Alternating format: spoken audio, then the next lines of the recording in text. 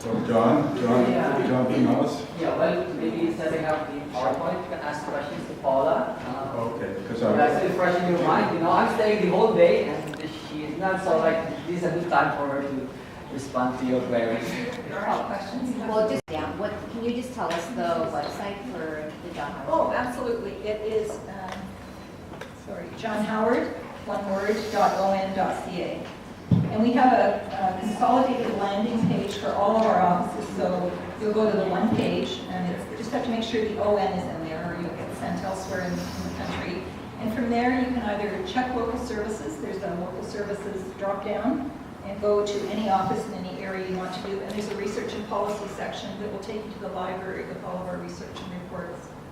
And there's also some links there to other resources that might be helpful to you as well. Okay, sure, please. Oh, okay. So good morning, bonjour, namaste. So my name is John. I work with Roche Adrian at Wartworth Institution as a prison, multi-faith prison, opening up to the Buddhist faith tradition chaplains. And now I believe that we have one student chaplain. She's finishing her master's, and then she will join the military chaplaincy. So Buddhist, Christian, Jewish, Muslim chaplain. Of course, majority are still Christian chaplains. I'm a Christian chaplain. Okay. So that's all right. Yeah, that's our logo. Basically, in all kinds of chaplaincy, in prison as well, we talk about spiritual resilience. It is in recognition of the fact that, yeah, organized religion, not all human beings may be into an organized religion, but most, if not all of us, are spiritual. And in dealing with stress, in living in the prison, in the hospital, in the military, spiritual resiliency really helps in worthwhile living, or in tackling all kinds of stress and problems. So now I focus on as a prison chaplain. So I remove my uniform. I'm a prison chaplain. So I joined the prison chaplaincy in 2016. So when I immigrated to Canada, I was a lecturer in philosophy at University of Regina in Saskatchewan. So that was my first job. But I was ordained Roman Catholic priest, but I was kicked out by the Roman Church because I got married. So and then I worked in Singapore in the diplomatic community as a secular job. And I thought of going back to the ministry. So I approached the Anglican, a group of small Anglican Catholic church, and I said if they would accept me. And they accepted my holy order, as we call it, and I became a Protestant. I'm a Protestant chaplain. And there was an opening for the Correctional Service of Canada chaplains, and a friend of mine, who is at that time a chaplain in Prince Albert in Saskatchewan, invited me to apply. So that's how I became. So it's a very drastic move on my career path, from Roman Catholic priest, diplomatic community, teaching in the university, and then the prison. It was a shocker for me. But the good thing is that before that, we had a 2-month prison chaplaincy training at Kingston, Staff College, CAC.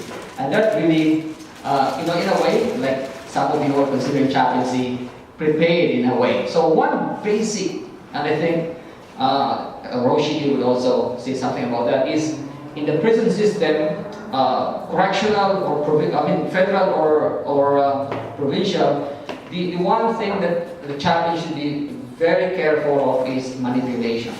So the clients, I won't call them inmates, even the terminologies have changed. The inmates could manipulate the chaplain to do things that is unlawful or contraband. So there are examples of chaplains, was inadvertently made, innocently asked to bring something, and there's drugs or tobacco inside.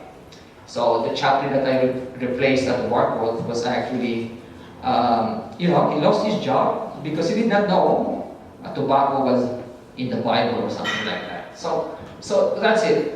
In the clients, they all have time, and they study the chaplains. They study you. They look for your weaknesses. It's very human, right? Look for the weaknesses of a chaplain, and then ask you to do something because he could use you, he could use you.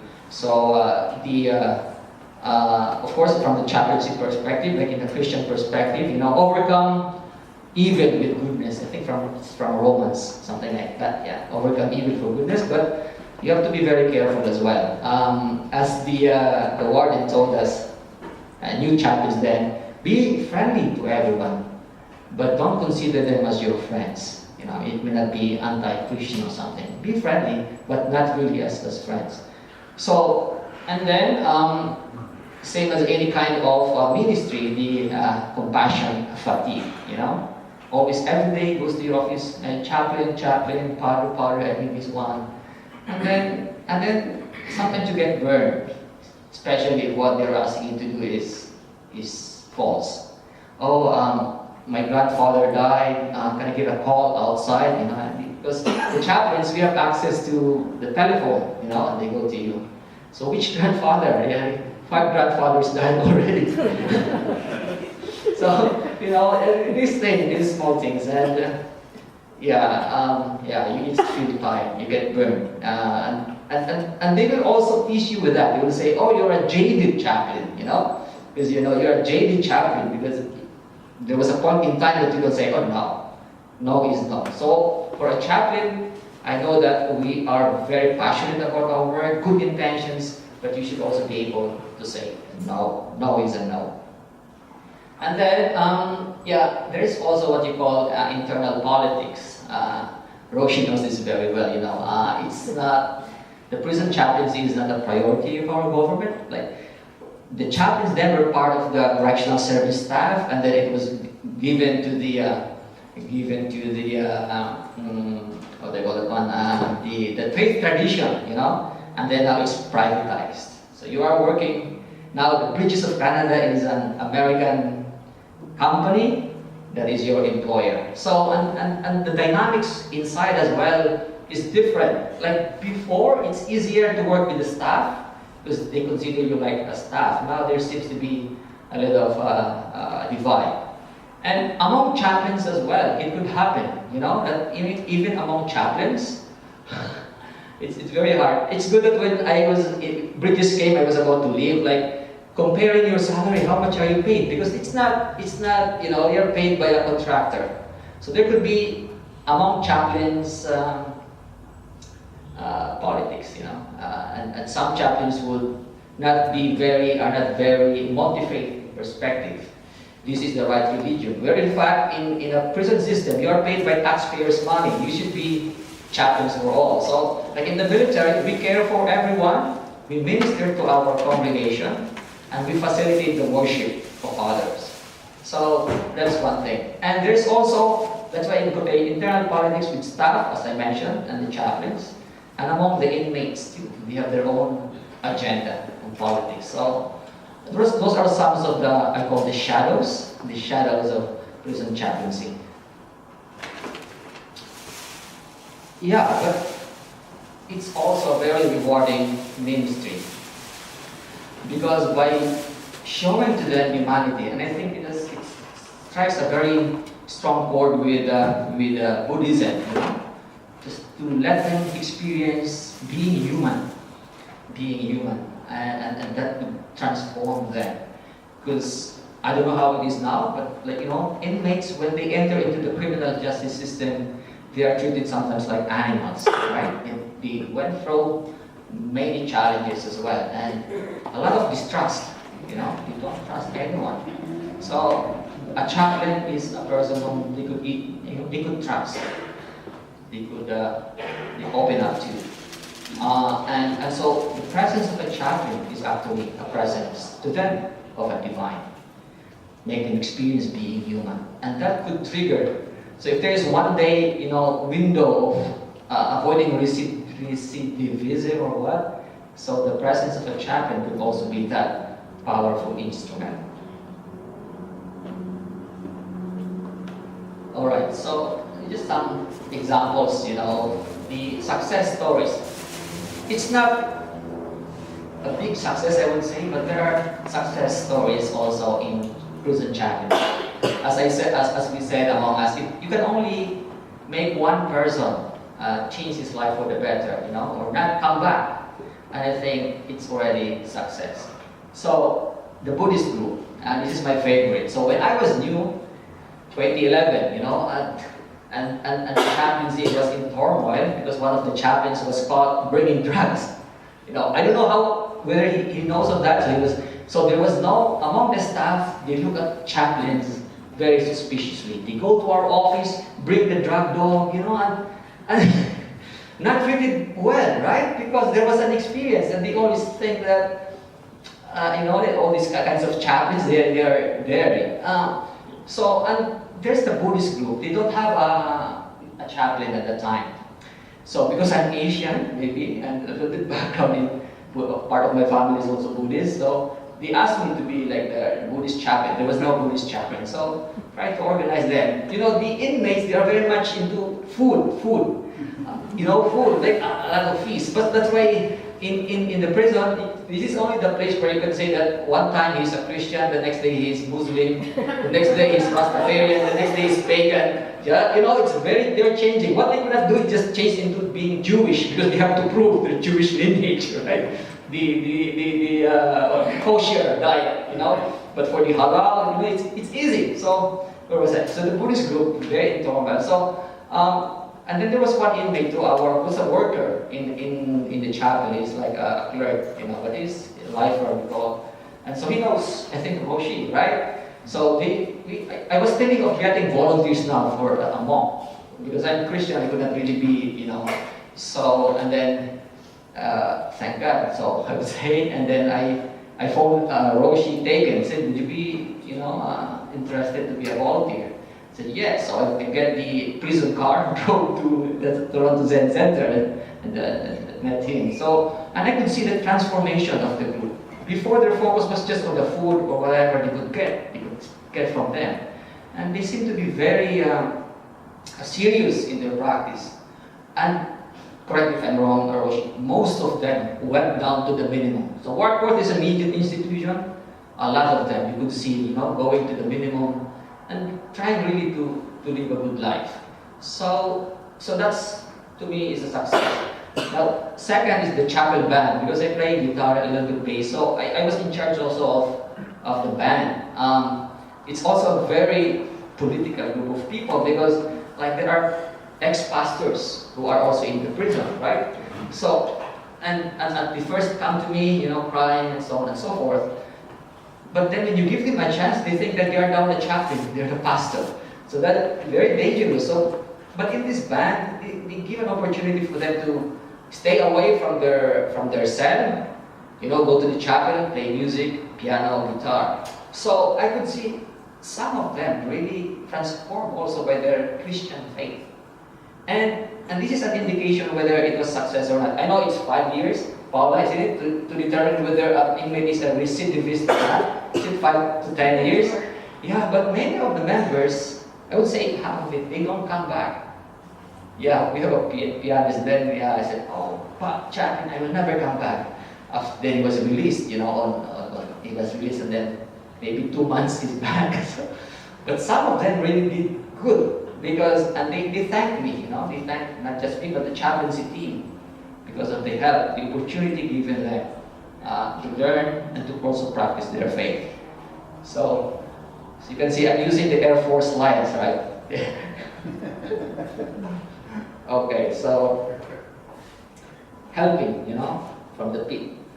All right, so the role of a chaplain is, trying to journey with them, to direct them to the right path. So I got this from a Christian, Kova is where you're going. It's about East, for Christians, it's Easter, Holy Week, Easter time. Jesus was resurrected, and then he met Saint Peter, and then Peter asked him, he didn't recognize. This is Christian, because where are you going? And Jesus said, to be crucified again. So Peter had that strong faith, and he became also a martyr for the Christian faith.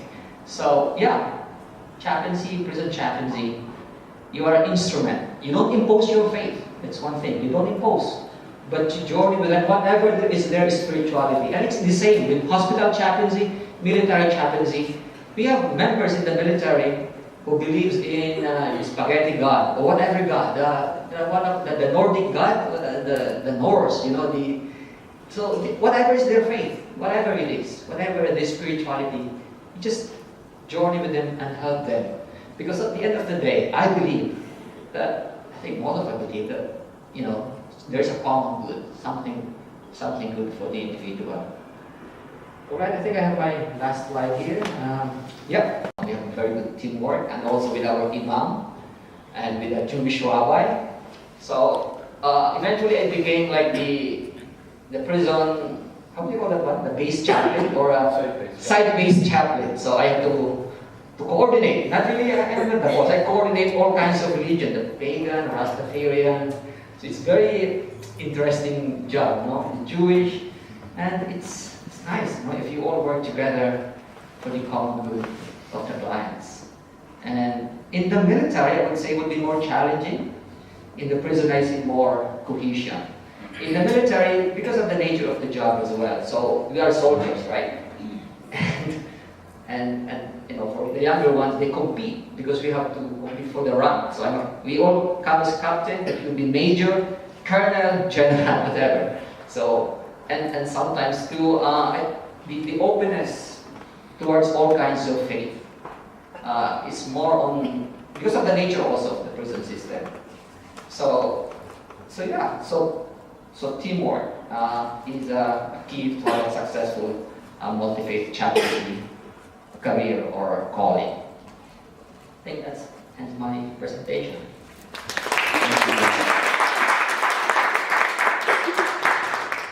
If there's any questions, it'd be great to have John answer them. But before, I didn't get to introduce him. He got to introduce me. John was the most multi-faith chaplain I've met to date. He's exactly as he says. He facilitated the Buddhist group. He came and checked me out, actually, in Toronto. I didn't know I was being checked out, but I was being checked out. He came down to Toronto, checked me out, made sure I was okay before you even thought of bringing me into the system. And then when I was in the system, he facilitated the group all along, which made my job so easy, because all I had to do was turn up. And that was a really important aspect. That multi-faith aspect of just being of service, that's exactly John's fulfilled that role as better than anyone I've known. And it's not easy to fulfill that role. A lot of the chaplains in prison, at least, were hired because they were chaplains of a certain faith. Their job in life is to promote that faith, to propagate that faith. They didn't actually get hired to help somebody follow another faith. That actually might really go against the grain. So this program that is being run in the U of T, Emmanuel College for Buddhist chaplains and multi-faith chaplains, whether Buddhist, Muslim, or Christian, is really important because it helps people understand the other faiths and do exactly what John was saying, help people find a path. Because a path is better than no path. No path is what got them there. Anyway. Alright, 2 points more. I forgot to mention about volunteers, the role of volunteers and the importance of volunteers in the chaplaincy, especially in the prison system. So it really helped them, connect with the outside world. Because there's only so many chaplains, right? If there are more volunteers coming, like the Buddhist group, we have a very robust group of people going there that they could connect, ask questions about the outside world for their reintegration. And number 2, I think I should end with this too. Like, if you're interested to become military chaplain, I'll be here the whole day. Ask me, That's the reason why I'm here. So, yeah, thank you. Thanks. I want to reinforce what John said. I think that, when I was a volunteer, I had a lot deeper influence on the men than when I became a chaplain officially. I was volunteering in the provincial side at Maplehurst for a year or two, and then at Warkworth for a little while. And the prisoners trust you because they know there's nothing in it for you. You're turning up based on trying to help them as human beings and connecting on a human level. And the prisoners really love the volunteers. You don't feel at all threatened. I felt like everyone there would have guarded me against any kind of problem, you know, as a volunteer. Volunteers are probably one of the most important aspects of the institution. Thanks. May I just add a comment as well around volunteers, and perhaps I should have mentioned it. Our organization also has quite a large contingent of volunteers. We probably have 500 or 600 across the province. So it's an area, if anyone has interest or knows of anyone, and those volunteers also, in some cases, go inside the institutions, but also play a role in everything from assisting with programming, direct services, and as well even some of the fundraising and administrative, like board roles in our organization. So just to concur what both have said, volunteers are a critical part of our organization as well. I was curious what other mental health professionals are inside and how the chaplain group works with them or doesn't.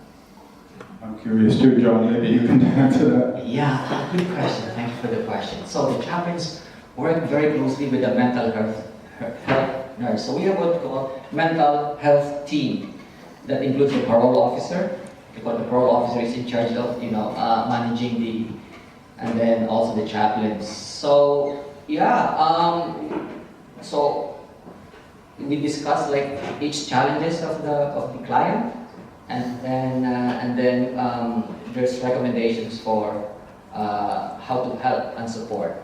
So if I understand your question, so what Mental health professionals? So we have the mental health nurses and associates. So it is a career as well for that kind of training. Okay. Yes, I'm sorry. Go ahead. I want to add to this because this is where I would like to take the mic, because I really want to represent something that's really is part of very core to Emmanuel people. So I did my internship in the Toronto East Detention Center, and I worked as a mental health chaplain at the federal prison in Kingston, working in the mental health unit, regional treatment center, as a mental health chaplain. My experience in Toronto East Detention Center and also within the federal prison, we as frontliners are called for crisis, mental health issues. We act as a team with everyone. But the problem here is most of the chaplains, those are hired by Bridges of Canada. There is no training done for the chaplaincy to understand the mental health aspect of a person. Almost all my clients suffer from PTSD, personality disorders, have some kind of depression, drug addiction, and every kind of mental health disorder that you can see, diagnosed or undiagnosed. None of these chaplains, most of them, are so administrative, managing the volunteers, managing the religious services, managing, sometimes even converting the clients into their faith or whatever. There is no core training done. Their hiring is done based on who knows how and where.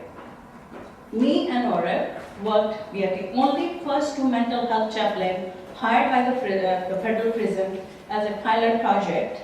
And we just lost our job last week, because they cannot pay for our traveling. Not because they do the job, because Bridges of Canada cannot pay our traveling.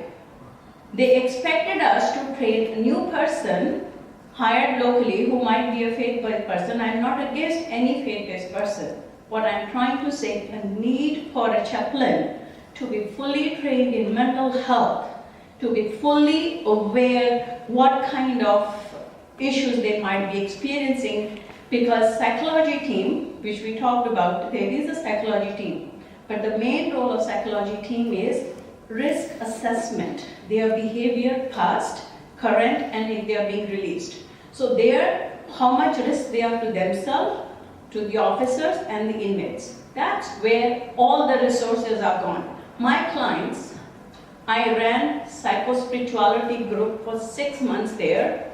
I had full attendance, 12 people week after week came. And they asked me one question, am I the behavior? Am my entire personality is understood from my past behavior? And I as a chaplain, multi-faith chaplain, I have great respect for religion because I am a practicing religious person. But my goal there is not to tell which religion I come from, but use the universal human values that make us moral, that makes us spiritual, that makes us human. So I would say you are more than your behavior. You are more than what you have done in the past, and there is so much of hope in you, you can do better in life. And that had such a big impact that my clients were involved in education. I advocated for one of my clients' undergraduate funding. I worked for a client, as you said, 40 years is in the prison for a second-degree crime that he did not commit, but just because he was standing there for 40 years, because every time he's released, no support is provided to him. He is 78 years old. He was 35 or 36 when he entered into the prison system. Today he wants to get out, don't know how to use transportation. He don't know where to get his meal. And I wrote a letter to his parole board and to his lawyer and to anywhere. And what I'm trying to say, we as chaplain, I sat with him because I have a training here at Emmanuel College that helped me understand hierarchy of his needs, helped me understand his mental health issues, helped me understand his human development. My clients, those are self-injurious, were helped to change. So Okay. we as chaplain... We are going to actually cover that trauma-based thing in the afternoon. So and I think it's a mental very important. I think Funelas will be at our round table. We and have then to at that point, play a we'll be greater more- role. And Yeah. just because Bridges of Canada has taken over entire federal prison, we need to fight as a group. Yeah, so this afternoon at the round policy table, changes. she will be speaking and Auric will be moderating the round table. So right now we have coffee. I'm sorry, but And so I think it was Funelas is very I come passionate. only because of this. I have no time at hand. I came because I have seen tears of my clients when I walked up. Thank you, Funelas. Thank you for So sharing. this afternoon we'll talk together and work together, hopefully brainstorming and maybe even some, action that we can come together and try to do something. I was So just gonna say, staying this afternoon. thank you for that, okay? I do not know how Bridges of Canada operates now, but when I joined at the time, we still have the training for... Can you imagine a Yeah. person in segregation, the chaplain goes there and tells him, let me pray over you. Instead of, I need why he is angry. No, I think that's a really important point that you raised, and we are going to talk about it. Thank you very much.